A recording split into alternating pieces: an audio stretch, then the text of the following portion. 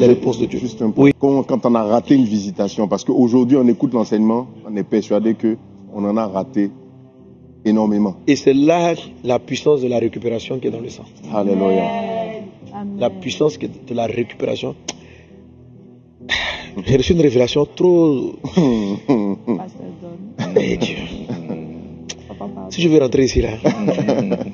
Mais je vais vous expliquer que le sang est pour beaucoup. Le sang de l'agneau. Le sang est pour beaucoup. Le sang. C'est dans le livre de Hébreux 9, 14, il est dit, combien plus le sang de Christ, qui par un esprit éternel s'est offert lui-même sans tache à Dieu, purifiera-t-il notre conscience des œuvres mortes, afin que vous serviez le Dieu vivant. C'est-à-dire qu'il y a une capacité dans le sang de purifier notre conscience des œuvres qui ne donnent pas de fruits.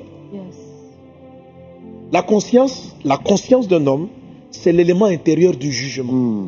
C'est par la conscience que je dis ça c'est bon, ça c'est pas bon. C'est par la conscience je sais qui je suis. La conscience nous aide à analyser des faits. Donc, dans le discernement c'est de l'analyse. Le discernement c'est de l'analyse. C'est de l'analyse qui dit ça c'est Dieu, ça c'est pas Dieu. Ça c'est bien, ça c'est pas bien. C'est cette analyse-là. Voilà. Et notre conscience a été souillée par l'ennemi. Quand l'ennemi vient nous faire pécher, il corrompt la conscience. C'est ce dont Abraham va souffrir, c'est conscience corrompue par la tradition. Qui vont lui permettre de dire, ah peut-être que Sarah est en train de me donner un conseil de Dieu. Mais ce n'était pas le cas. Il y a quelque chose qui n'allait pas. Ok? Et quand on considère toutes nos vies, franchement, notre culture, notre éducation, on a toutes en nous, dans nos consciences, des œuvres mortes. C'est-à-dire des œuvres ou des actions qui ne donnent que la mort, qui ne produisent pas la vie. Et la Bible nous dit, combien plus le sang de Christ, qui s'est offert lui-même sans tache, purifiera-t-il votre conscience? C'est-à-dire le sang rentre dans ton esprit là. Alléluia. Amen. Maintenant, dans ce qu'on appelle la purification par le sang, c'est certain que tu m'as parlé de ça.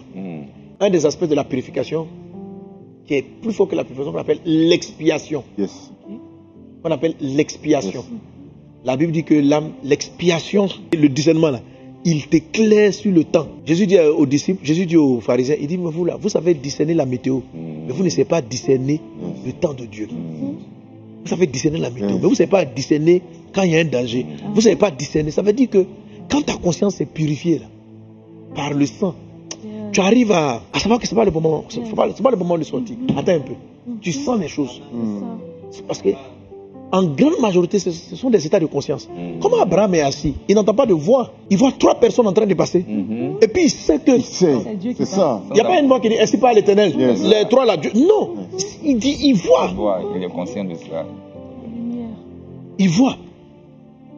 Entre l'erreur d'Abraham et puis à un moment donné, Dieu va lui demander à un moment donné de faire un sacrifice d'animaux.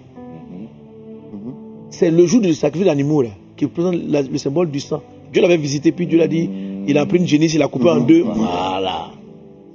C'était un symbole de Jésus, de l'œuvre de Christ à la croix. Et après ça, son discernement passe à autre chose. Amen. Amen. Son discernement, sa conscience est lavée. Amen. Son discernement est là. Il commence à comprendre le temps et les saisons. Il entend la voix de Dieu qui dit, ok, tu vas avoir un enfant, mais ils vont faire 400 ans. Il commence à comprendre. Donc, il arrive à mieux percevoir cette voix de Dieu. Purifier, c'est laver. Parce que le sang fait plusieurs choses. Le sang nous donne accès à Dieu. Hébreux 12, 19, il est dit, nous avons par le moyen du sang accès auprès du Père. Donc, le sang nous donne accès. Mais le sang ne fait pas seulement l'accès, il a cette œuvre. Le sang nous justifie.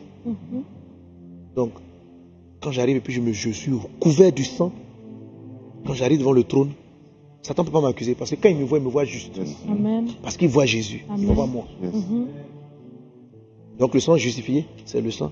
Mais quand vous priez, vous pouvez prier avec le sang de la justice de Dieu. Voilà, le sang fait ça. Le sang ne justifie pas seulement. Le sang sanctifie. Sanctifier, ça veut dire mettre à part.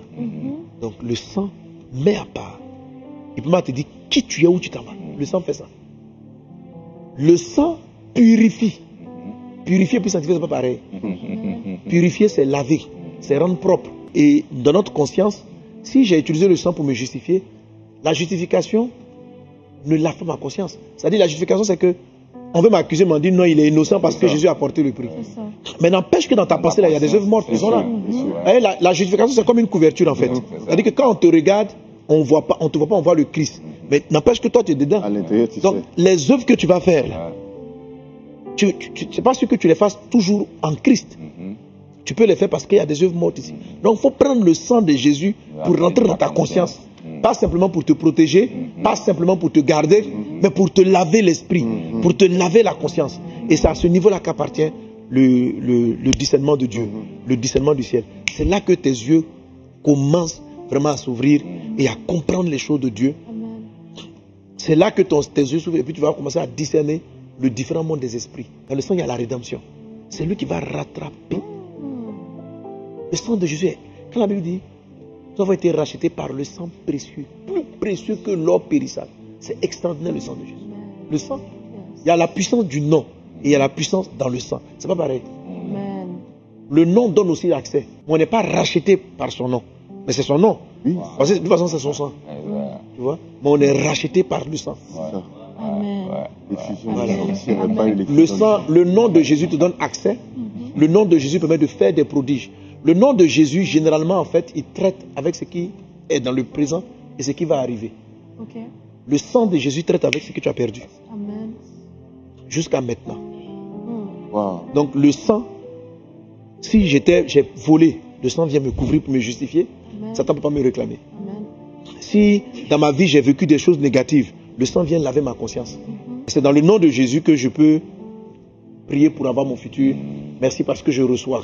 Et quand je veux traiter pour aller récupérer quelque chose, je viens au travers du sang.